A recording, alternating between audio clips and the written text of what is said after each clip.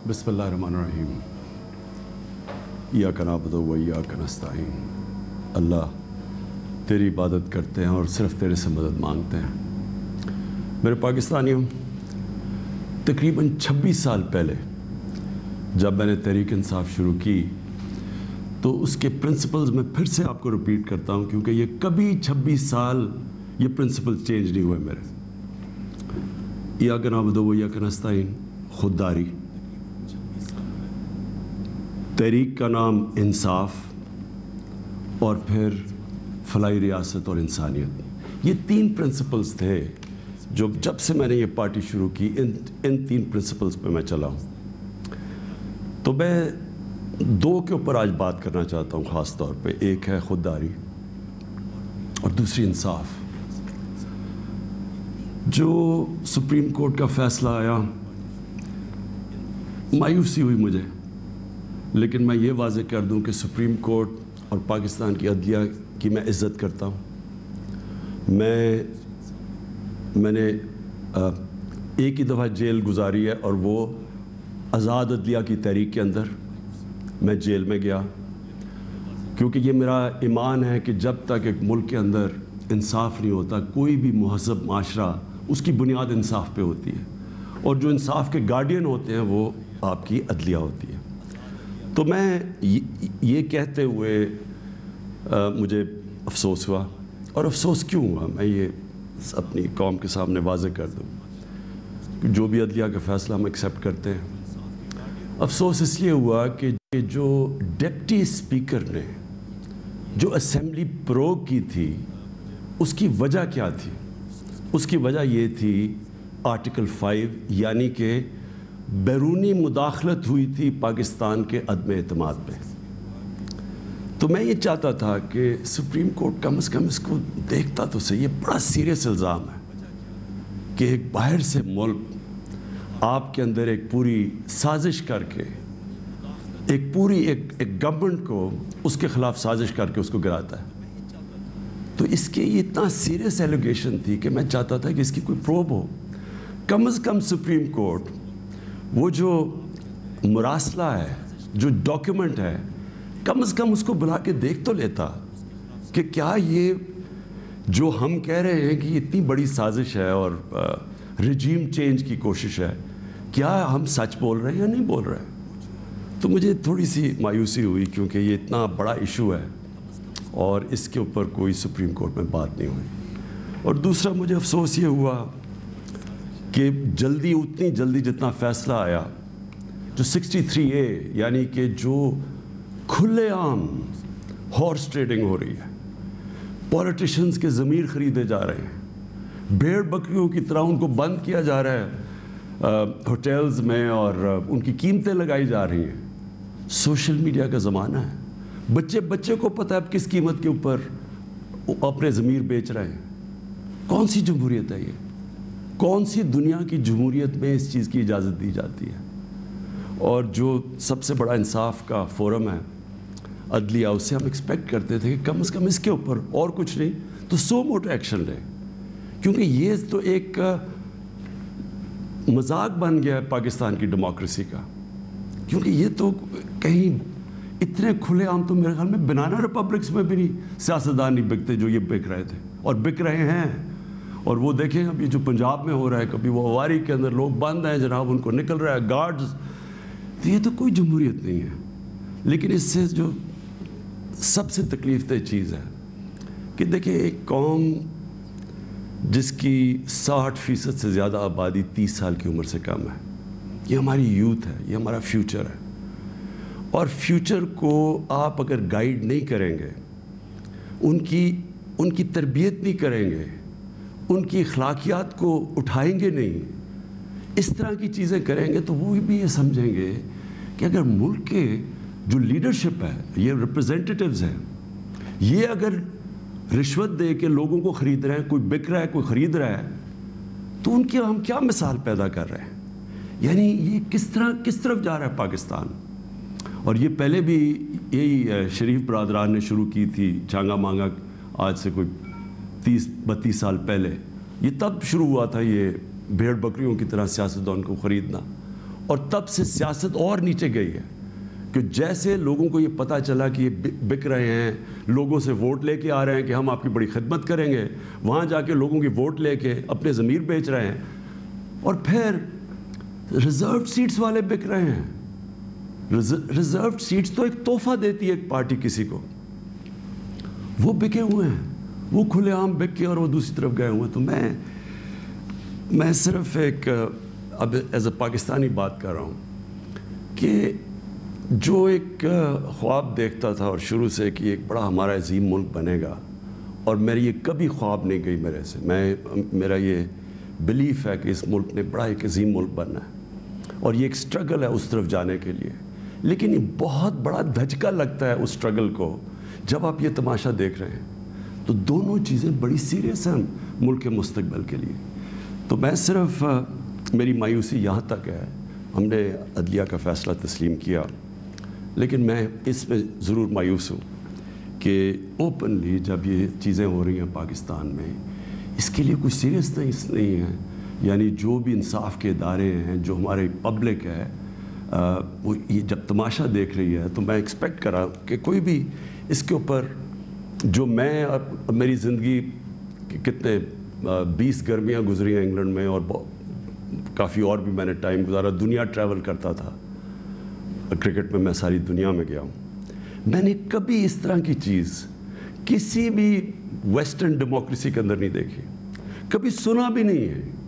نہ کوئی سوچ سکتا کسی کو خریدنے کا، نہ کوئی اپنے آپ کو اپنا ضمیر بیچنے کا سوچ سکتا ہے، کیونکہ معاشرہ اس کے خلاف کھڑا ہو جاتا ہے۔ جو میں نے اپنے لوگوں کو امر بالمعروف پہ بلایا تھا یہاں اسلام آباد میں، وہ اس لیے بلایا تھا کہ میں نے اپنی قوم کو یہ بتا رہا تھا، یہ آپ کی ذمہ داری ہے کہ جب آپ ایسی چیز دیکھتے ہیں، اگر آپ بدی کو کچھ نہیں کرتے، روکتے نہیں ہیں، وہ پھیل جاتی ہے معاشرے میں۔ وہاں جو میں نے دیکھا ہوا ہے ان معاشروں کے اندر جو مسلمان بھی نہیں ہیں، آپ یقین کریں جس طرح وہ امر بالمعروف پہ کھڑے ہوتے ہیں، میں تو کسی مسلمان معاشرے کو بھی اس طرح نہیں کھڑے ہوتے دیکھا۔ آپ ہمارے بیرون ملک پاکستانی ہیں، کبھی ان سے پوچھے تو صحیح کہ کس طرح وہ معاشرے اچھائی کے ساتھ کھڑے ہوتے ہیں، بدی کے خلاف ہوتے ہیں، حق کے اوپر کھڑے ہوتے ہیں، باطل کے خلاف کھڑا ہو جاتے ہیں، قوم کھڑی ہو جاتی ہے۔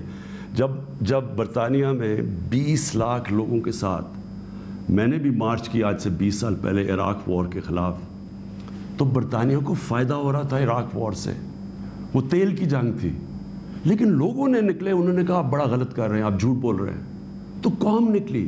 یہ زندہ قوم کی نشانی ہے۔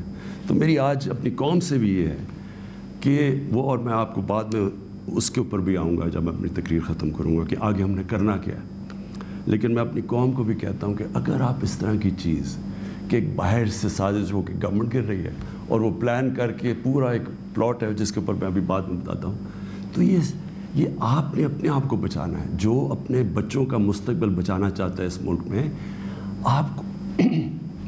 آپ اگر اس کے خلاف نہیں کھڑے ہوں گے، کسی نے اور آ کے آپ کو نہیں بچانا، قوم کھڑی ہوتی ہے اس کے اوپر، یہ بدی کے خلاف۔ اب میں آتا ہوں جی،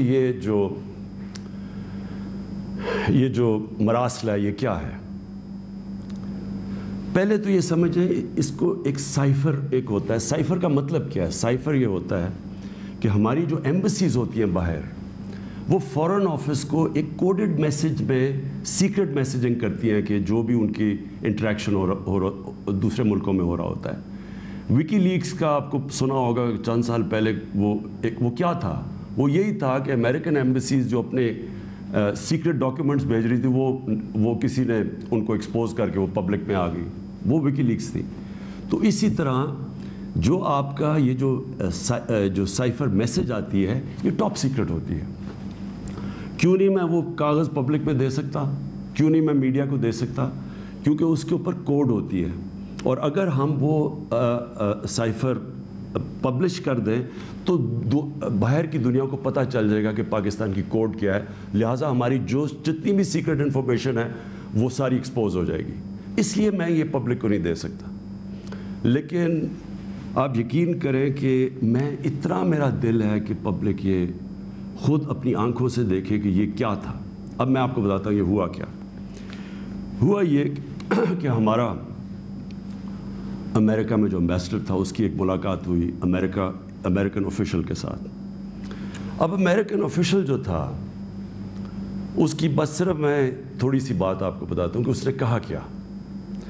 اس نے پہلے کہا کہ جی عمران خان کو روس نہیں جانا چاہیے تھا.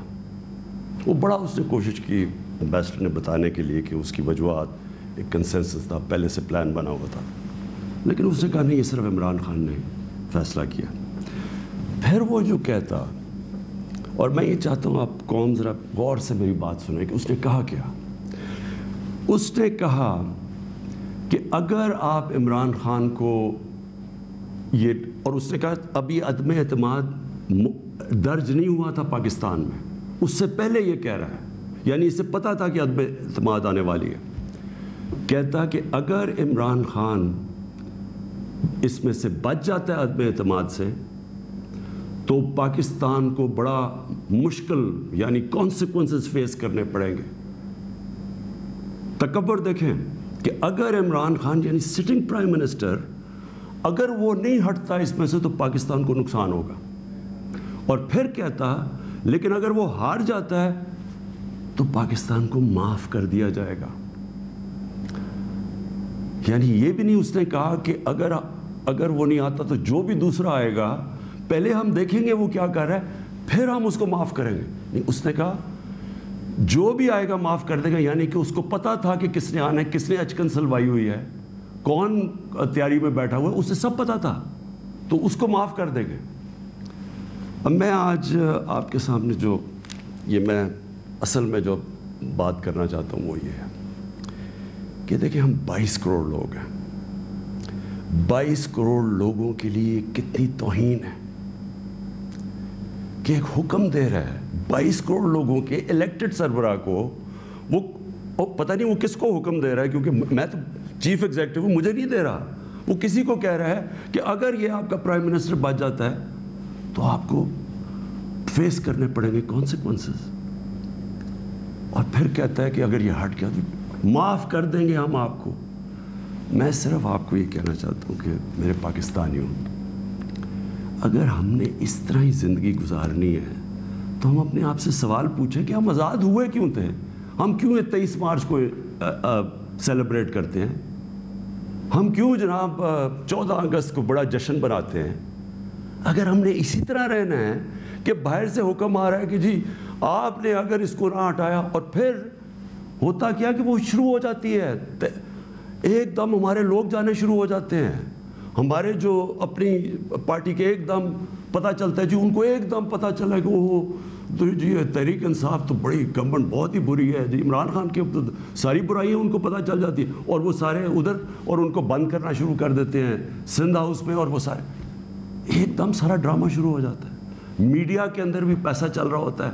میڈیا کی یعنی میڈیا کو بھی شرم نہیں آئی کہ ایک لوگ پارٹی کے ٹکٹ پہ الیکٹ ہو کے دوسری پارٹی میں جا رہے ہیں, سب کو پتہ ہے پیسے لے, وہ بھی اس کی سپورٹ کر رہا, بڑا جشن بنایا جا رہا ہے جی وہ گورنمنٹ گر رہی ہے. یعنی جس طرح کوئی بہت بڑا کارنامہ ہو گیا یہ. اور پھر ہمیں آہستہ آہستہ چیزیں پتہ چلنا شروع ہوتی ہیں. پتہ یہ چلتا ہے کہ ان کے ڈپلومیٹس, امریکہ کے ڈپلومیٹس ہمارے لوگوں سے مل رہے ہیں چند مہینے پہلے. میرے اپنے 2 آ کے, ایک میرا کے پی کا منسٹر عاطف خان, وہ مجھے بتاتا ہے کہ ہماری شندانہ ہماری ایم این اے ہیں, وہ کہتے جی ہمیں امریکن ایمبیسی میں بلا کے انہوں نے باقاعدہ کہا کہ یہ عدم اعتماد آنے لگی ہے عمران خان کے اوپر, اور ان سے بڑی لمبی یعنی چند مہینے پہلے ان کو پتہ تھا کہ آ رہی ہے عدم اعتماد. تو آہستہ آہستہ پتہ چلا کہ یہ تو پورا پلان بنا ہوا تھا, تو ایک پوری اسکرپٹ چل رہی تھی یہاں. تو میں پھر اپنی قوم سے یہ کہنا چاہتا ہوں کہ دیکھیں یہ ضروری ہے ہم سب کے لیے فیصلہ کرنا کہ ہم کیا چاہتے ہیں. ہم ایک آزاد قوم بننا چاہتے ہیں, خوددار قوم بن کے رہنا چاہتے ہیں, یا اس طرح کے غلام چاہتے ہیں. اور کس طرح کے غلام, کیوں ان کو پتہ تھا کہ جناب شیروانی سلائی ہوئی ہے شہباز شریف نے, اس نے باقاعدہ میسیجنگ کی. اس نے کہا جناب بیگرز آر ناٹ چوزرز. ان کو میسیج کہ جی جو مقروض ملک ہوتا ہے اس کو غلامی کرنی پڑتی ہے, بیگرز آر ناٹ چوزرز. وہ دوسرا ان کا منسٹر بھیجتا ہے جی ہم تو لائف سپورٹ مشین پہ ہیں، تو وہ تو جب امریکہ چاہے بند کر دے، یعنی ہم تو ہیں غلام۔ پہلے تو ان دونوں سے پوچھو کہ آپ 30 سال سے یہ ساری آپ کی پارٹیز حکومت میں تھیں، تو کس نے یہ لائف سپورٹ مشین اور یہ مقروض کیا ملک کو؟ یہ کیا 3.5 سال میں ہوئے ہیں؟ 30 سال سے تو آپ پاور میں بیٹھے ہوئے ہیں، اور آج آپ کہہ رہے ہیں کہ جی کیونکہ جی ہمیں پر قرضے چڑھے ہوئے ہیں تو ہمیں تو غلامی کرنی پڑے گی۔ مجھے یہ قوم کے سامنے میں رکھتا ہوں، دیکھیں مجھے تو مغرب باقی سب سے بہتر جانتی ہے، اگر کسی کو بھی وہ جانتی ہے اس ملک میں، وہ عمران خان کو جانتی ہے۔ مجھے تو 23 سالوں سے وہ جانتے ہیں لوگ، میری تو ان کے پاس ساری پروفائل پڑی ہے، تو وہ کیوں یہ کہہ رہے ہیں کہ جی اس کو نکالنا ہے؟ کیا میں نے ان کے غلطی کی ہے؟ کیا جرم کیا ہے؟ اور میں آپ کو بتاتا ہوں جرم کیا ہے۔ سب سے بڑا جرم یہ ہے کہ انہوں نے ساری پروفائل جب میری دیکھی، اور ان کو پتہ ہے پہلے سے کہ اس نے ڈرون اٹیکس کی مخالفت کی، اس نے عراق وار کی مخالفت کی، اس نے افغانستان مسلسل کہتا رہا کہ یہ ملٹری سلوشن نہیں ہے افغانستان میں، یہاں مذاکرات سے بات ختم ہوگی۔ اس نے ڈرون اٹیکس جب ہوئے یہاں، یہی جو بیگرز اینڈ آؤٹ چوزرز، یہ اور اس کا بھائی جب پاور میں تھے اور آصف زرداری، تو 400 ڈرون اٹیکس جب پاکستان میں ہوئے تو کس نے بولا؟ کس نے مظاہرے کیے؟ کس نے دھرنے دیے؟ عمران خان نے دیے۔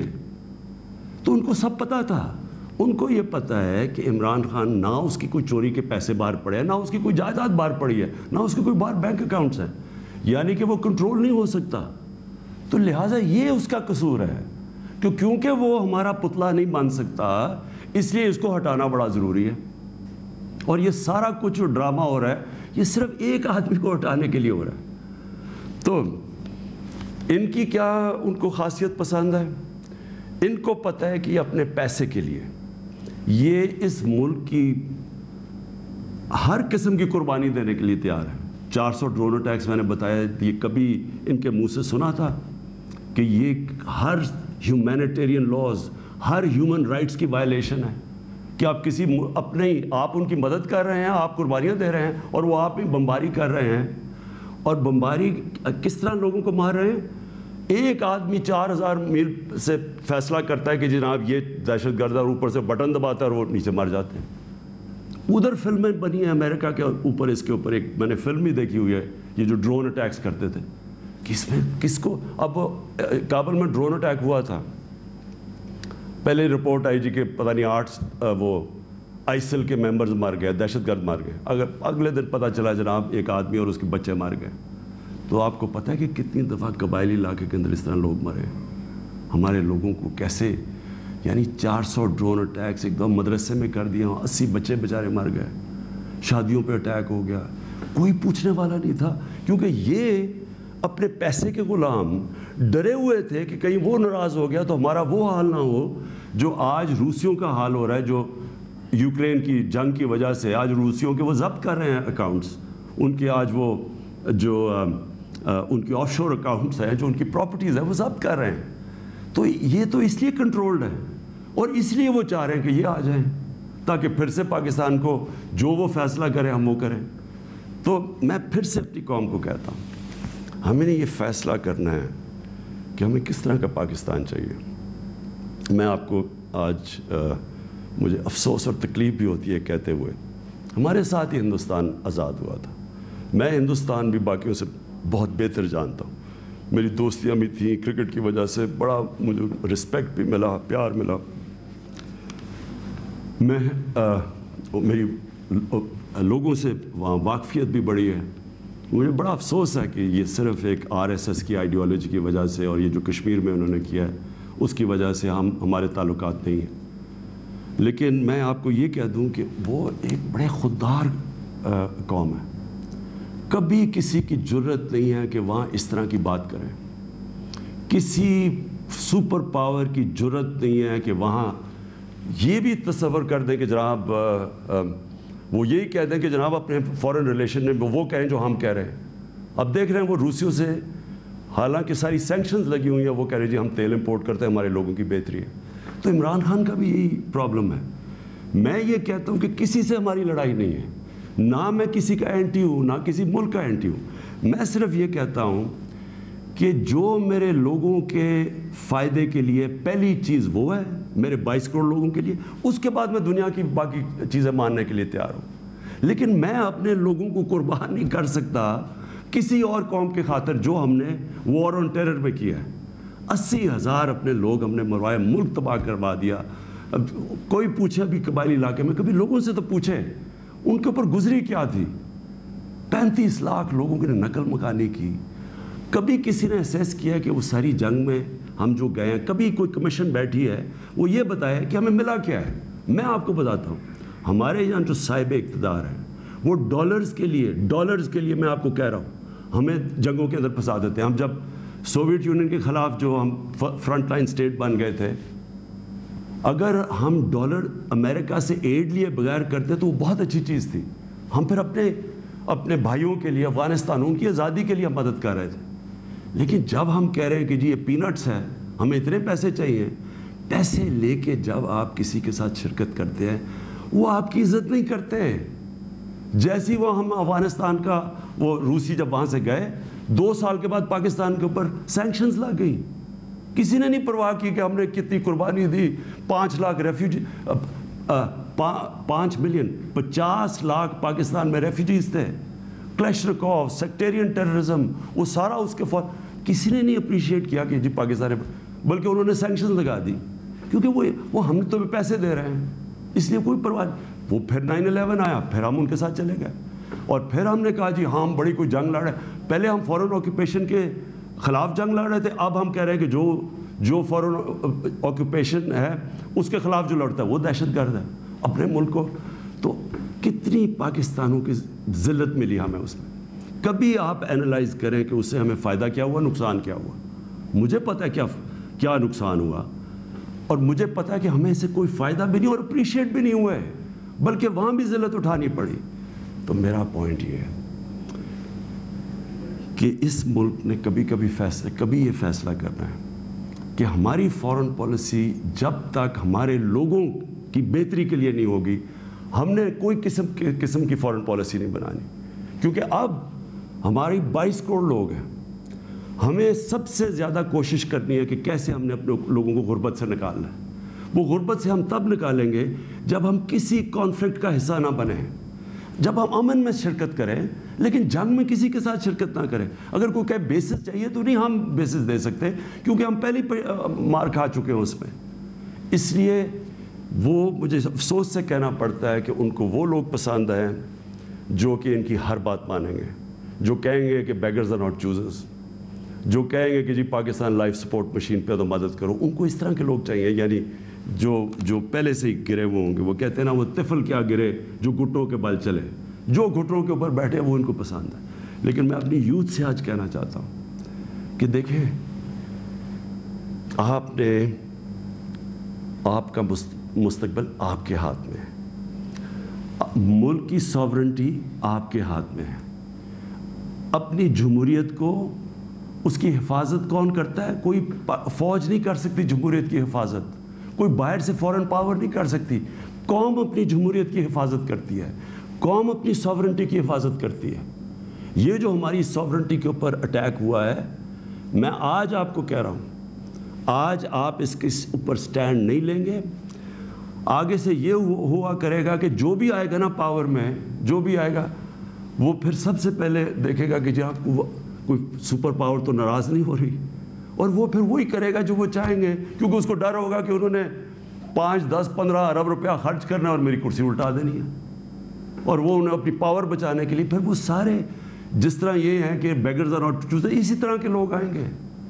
کوئی بھی جب تک قوم اپنی لیڈرشپ کے ساتھ نہیں کھڑی ہوگی اور قوم نہیں کہے گی کہ ہم اپنے ملک کو ایک آزاد ملک دیکھنا چاہتے ہیں، ہماری فارن پالیسی ساورن ہونا چاہیے، ہم اپنے ملک کے مفادات کے لیے، اپنی قوم کے لیے، ہمارے جو لوگ ہیں 22 کروڑ لوگ، ان کے فائدے کے لیے فارن پالیسی بنے گی۔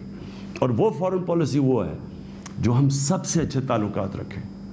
ہم امریکہ کو بار بار ان کو سمجھائیں کہ ہم کوئی میں عمران خان اینٹی امریکن نہیں ہے، لیکن ہم نے بڑی بری حالات دیکھے ہوئے ہیں۔ ہم نے آپ کی جو ہم کو ٹیشو پیپر کی طرح استعمال ہونے والی قوم نہیں ہے کہ آپ استعمال کریں اور پھر پھینک دیں.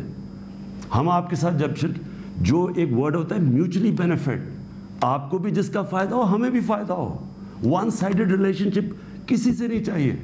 اور پھر میں کہتا ہوں ہندوستان کو دیکھ لیں، اتنی کسی کی جرت نہیں، کسی کی جرت تھی کہ اس طرح کی بات کرتے ہیں ہندوستان میں.